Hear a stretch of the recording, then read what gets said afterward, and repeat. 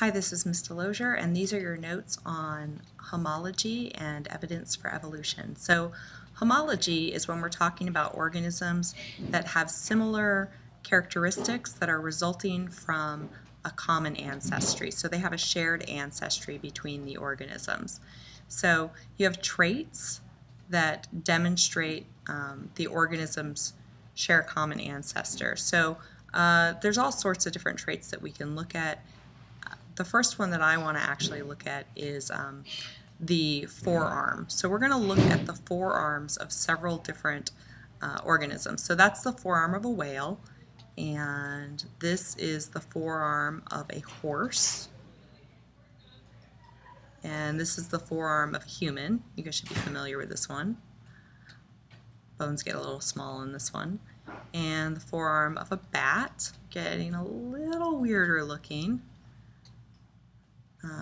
But what you can notice in all of those is that there's one large bone up at the top by their names. And that's in us, that's the humerus. And then there's two bones in most of these organisms. You can see in the horse it's kind of fused together, but there's two bones here, our radius and our ulna here.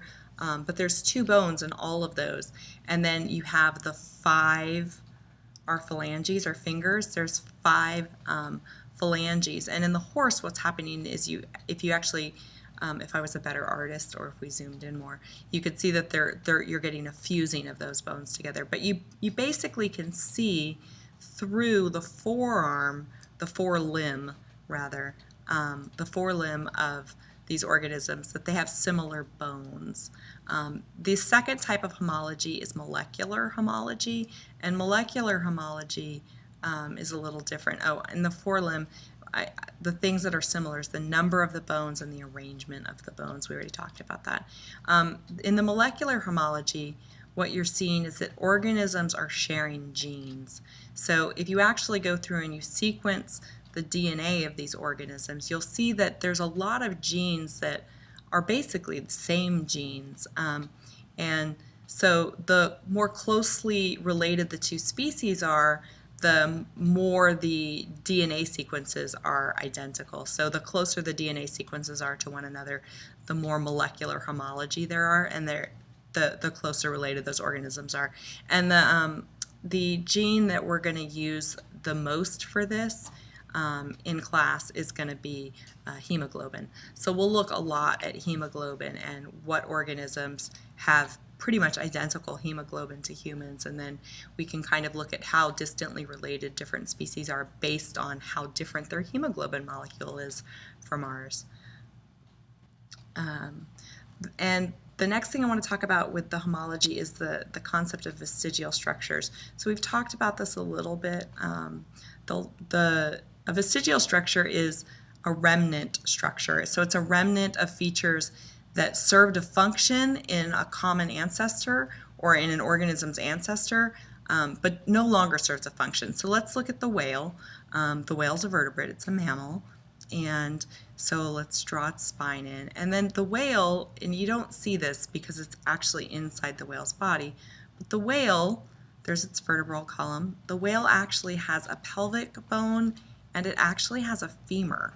And there's no real point or purpose for that, right? Because whales aren't walking around, so they don't need a femur. For those of you that don't remember what a femur is, it's your thigh bone on you. So these whales have evidence of a pelvic bone and a femur, and what that's letting us know is that at some point they were terrestrial mammals. So these are vestigial structures, and that's evidence that the ancestor of whales was actually a terrestrial mammal. And there's all sorts of evidence of vestigial structures. The easiest one to identify in us is our tailbone. Our tailbone is evidence that at some point an ancestor to humans had a tail. And that's seen throughout mammals, that they have that tailbone.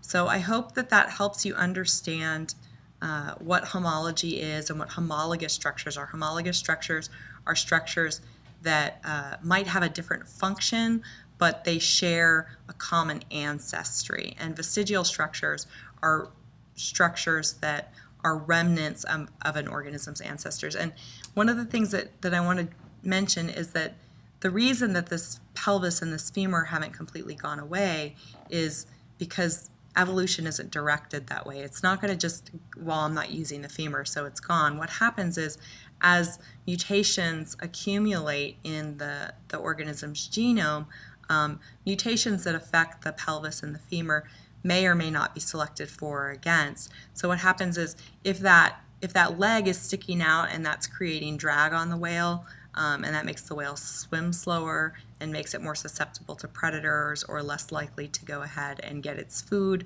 then you would have selection against that, that structure. But in the case of this pelvis and this femur that are inside the body, it's not actually doing anything to affect the whale's hydrodynamics, so you wouldn't actually expect to see those structures go away. What you would expect to see is that just more mutations would accumulate in the genes for those structures. But they're not actually really going anywhere. They're just vestigial structures. They're just remnants.